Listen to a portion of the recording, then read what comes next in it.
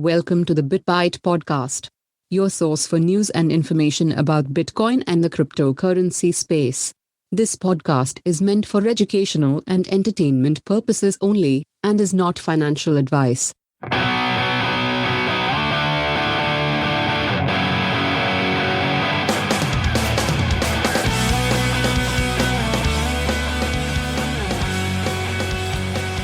You know what's interesting? What's that? I almost wanted to start this episode with Billy Joel's "We Didn't Start the Fire."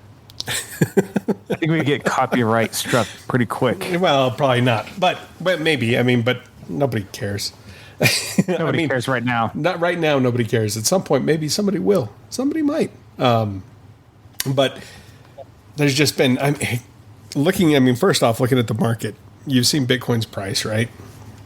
Yeah. It's not been a fun, happy, good time at all. Which we kind of expected, at least through this month, right? Yeah. I was looking at TradingView a second ago, and I was wanting to bring it up last time we had talked. Normally, you don't get 3 red months in a row. It does happen occasionally. We have had up to, looks like 6 red months in a row. We've got 3, unless we can get above basically probably like 45.9, which I don't think is going to happen this month. I could be completely wrong. I do think we're probably going to be in for a little bit more downside action. I don't know what that price would be. I don't know if we're going to look at another 20% correction. We talked last time about the open interest on the market. Basically, that's the leveraged trades that are out there. And it hasn't been wiped out yet. So we don't know if that's to the positive or the negative. We don't know if we're going to see a long squeeze or a short squeeze. So we may see a dip down, and then maybe there's a short squeeze that happens down there because everybody's like, oh, yeah, it's going to zero. And then it shoots up. Who knows? I don't know. Nobody knows what's going to happen. No, nobody knows what's going to happen. But I still think that right now is a great time to buy. I mean, if you have a few hundred laying around and, you're not going to miss it, now's probably a good time to get in, or if you have even more. Yeah. Yeah, I definitely think, I don't think, even if you bought now and it dropped, you wouldn't be underwater for long if it happens.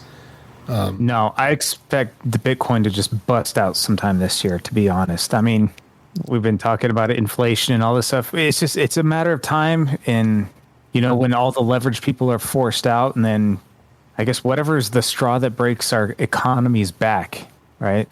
Yeah. Well, and just in general, regardless of we do have a lot of extra macro factors that are happening within the world economy, right? That is affecting the price of Bitcoin. But just the amount of, you got to say adoption, basically, that's happening worldwide. One of the first things that I was going to bring up was last week, both Intel and Google have thrown their hats into the ring into the Bitcoin space, saying they're going to release cards, basically, that will allow you to store your crypto or to store your Bitcoin, and then spend it from there. I mean, when you get that kind of stuff that's happening, that's not you don't get companies that do that kind of thing for something that's kind of a flash in the pan, right? Right. Especially because, you can call them bubbles. They can call all kinds of crazy stuff about the Bitcoin market as it is, but it's been around now for 12 years. Is that what we said? Or 13? What did we say? 12. 12 years now, right? Sorry, I can't count. So. Actually, right now, it's late enough in the day that this engineer can't do math either. So yeah, math and I are not friends. I don't do maths. No, anyways, there's a lot of stuff that is happening worldwide, and continues to happen. And it's not like this stuff is happening, once every 2 or 3 weeks, or maybe once a month. Daily, this type of news is coming out. Yes. And I think that's a big thing. There was Strike was going to launch Bitcoin payment services in Argentina to kickstart the Latin America expansion, right? Yep. That's a pretty big deal because, Strike's basically doing 0 fees. They're going to incorporate Lightning Network right away. And we're probably going to see a lot of South American countries and even Central American countries after what we see with El Salvador. I'm guessing those are going to be a lot of the dominoes to drop as everybody around them. First off, yes. Well, I saw an article that there's rumors that Rio de Janeiro, the city in Brazil, is starting to buy Bitcoin. Yeah, actually, I had that up on one of my things that I wanted to discuss too. So they're actually looking. I mean, just the city itself, right? It's not the country of Brazil, but Rio de Janeiro wants to add it to their balance sheet. They want to make it a reserve treasury for themselves, which I think is pretty smart myself. I agree.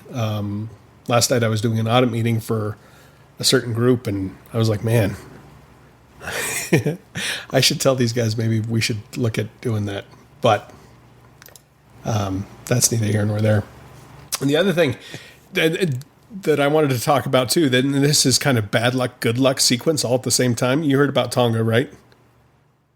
Oh yes, the tsunamis. Yeah, but and the volcano. Like the day before, they announced that they're going to go in El Salvador's footsteps, and they're going to make Bitcoin legal tender in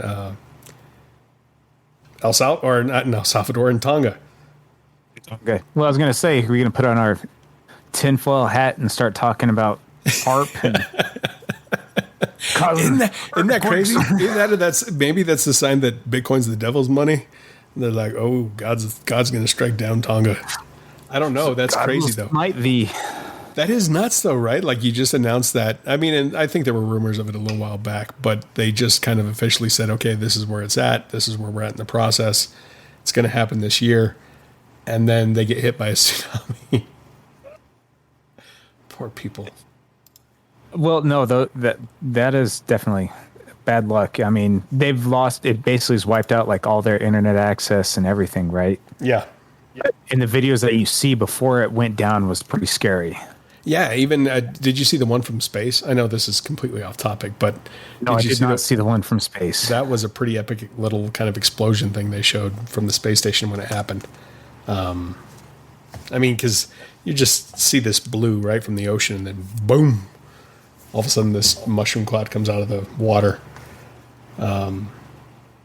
Another one that I was going to bring up too is so ever since Jack Dorsey left Twitter, he said he was focusing exclusively on like Bitcoin development and getting adoption to happen in the United States and all that stuff, and basically globally. His Cash App is actually integrating the Lightning Network finally into it. So that'll mean you don't need, they always talk about how slow Bitcoin is. And I don't know if we've discussed what Lightning is on here or not yet. But basically Lightning allows you to make those fast payments for low fees. It's basically like a single Satoshi is the cost to transfer the payments, and they're damn near instantaneous. So he's integrating that into the Cash App application, basically. So Lightning will be reaching the masses very, very shortly. Yep. And speaking of Cash App, and this weekend, heavyweight champion in the UFC, Francis Ngannou, can't remember where he's from. He's from Africa. I was going to shout out the country, but I don't want to get it wrong. But he's asking that half of his fight purse be paid to him in Bitcoin. And he's made reference. They're not saying exactly how much he's getting paid, but he's actually in kind of a stalemate with a UFC contract. He's tired of getting paid only $500,000 or $600,000 to fight. Uh-huh. So, but even then, just say $500,000. It's like he's getting the bottom end of that spectrum. $250,000 in Bitcoin, and Cash App's going to do that for him. Yeah, and I mean, I think that is such a, when you see major athletes starting to do that, and by no means is he the first. I don't even know if he's the first within UFC, but I mean, he's probably the first big banner fighter, right? Yep. That started to do this. We've had, I think, a total of 7 pro athletes that have done this. 5 of them are from the NFL, and 1 of them is from the NBA so far.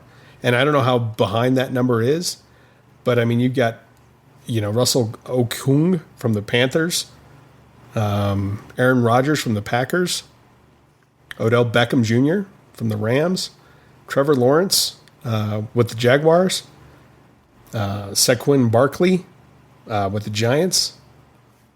Sean Culkin with the Chiefs. I mean, Sean Culkin, he looks like, from his salary that I'm seeing, he's probably like a string. Maybe I'm wrong. I better shut up because I don't know. I don't follow enough football anymore. I was going to say, I don't follow much football. He probably kicked our ass anyway. Yeah. Cade Cunningham, from the Pistons. There's going to be a trend. And I think, I just think about it when when you think of kids, can you think of what your children are going to grow up in? You're going to grow up in a world where they're going to be taking Bitcoin as their signing bonuses and stuff like that. Yep. Or some other cryptocurrency. Yeah, for sure. Yeah. Well, I don't know. Maybe Bitcoin becomes so valuable that they pay you in the other one, and Bitcoin's reserved for the ultra huge transfers and stuff like that. Kind of the digital gold reserve kind of. Well, and that's eventually, I think that's what's going to get to. Right now, it's always risky to pay for anything with Bitcoin because when you pay, my cell phone, right? When I got that HTC Exodus, I was like, man, I got to get that blockchain phone. I paid 1/10 of a Bitcoin for that. That was what, almost $6,900 when we hit our all-time high. Yeah. That's a lot of money that I paid for a cell phone. And maybe it wasn't the smartest idea, but I've always wanted to support the Bitcoin initiative as it has gone on. So there has been times I've spent it. I've saved more than I've spent, but I would have had a lot more Bitcoin at this point had I not done any of the stuff I've done. Well, it goes against the ethos of stacking the Satoshis, right? Right. Yeah. And that's one of the things like with Lightning, right? That's a big deal is that you'll use the Lightning network for most of your day-to-day stuff because it'll be just the fractions, such a small amount. And then you would still have the main Bitcoin chain for when you're buying homes or when you're buying cars or, I don't even know if I'd use Bitcoin to buy a car, but when you're spending those large sums of money and you're transferring that money back and forth, that's where you want to use probably the Bitcoin chain itself and not so much the Lightning network. Yeah. You know what I'm saying? For sure. Well, how much did that really cost you, though? Did you go buy 1/10 of Bitcoin and put it specifically towards the phone? No, I had the 1/10 of a Bitcoin already. So, realistically speaking at the time, maybe I spent $100 for that phone. If I calculate out the fiat part of it, that I'd actually paid for it because this was 3-4 years ago. So it was like, I think at the time, the amount of Bitcoin that costs, well, obviously it was 1/10 of a Bitcoin, but it was like, I think it was $800 or something like that. If I would have pulled that back the other way into fiat. Yep. So, either way, it was still okay for me, but it was just, it's one of those things you don't want to be the pizza guy. No, you want to be the pizza guy. You don't want to be the guy who paid for the pizzas, right? Right. Yeah. You'll want to be the one that took the 10,000 Bitcoin for 2 pizzas, but yeah. Absolutely. Well, and that was the thing like with Tesla, right? Whenever they talked about how they were not going to take Bitcoin any longer for their cars, nobody was paying for a Tesla with Bitcoin. No. I don't think there was a single transaction recorded that had that. I wouldn't. No, I wouldn't either. But yeah, that's kind of why I was talking about the Billy Joel song, We Didn't Start the Fire, right? There's so much stuff going on globally. We oftentimes in America, we look at it through just our rose-colored lenses in the States, and we're like, oh, well, if America's not doing this, then who cares? But it's like, you know what? The rest of the world, there's a lot of people paying attention to this thing. Yep. And when you look at El Salvador and you see their GDP increase almost double, there's a good chance that they'll be completely out of any type of debt within less than 10 years. You don't think other countries are going to take notice to that? Well, especially a lot of poorer countries. And it's just kind of crazy how things are happening. And we've talked about inflation. We've been hitting on inflation, but it's getting crazy for us. And when you look at other countries' inflations, they've been printing even more money than America. Mm-hmm. The whole world is going to hell in a handbasket on the fiat currency. So, yeah. Everyone's looking for shelter somewhere. Right. And well, if you're not looking, then you're stupid. Yeah. Well, and even Janet Yellen had said, and I think even Jerome Powell has said that, I mean, when you look at Bitcoin in the cryptocurrency space, it's the life raft, right? It's the escape hatch. It allows you to get out of the system, or at least divorce yourself from the system. Not that you'll ever be completely out of it, I don't think, and not, being a productive member of society in some way, but it gives you an opt-out. Yeah, well, I think it's almost just a refuge from the financial tsunami that's heading our way.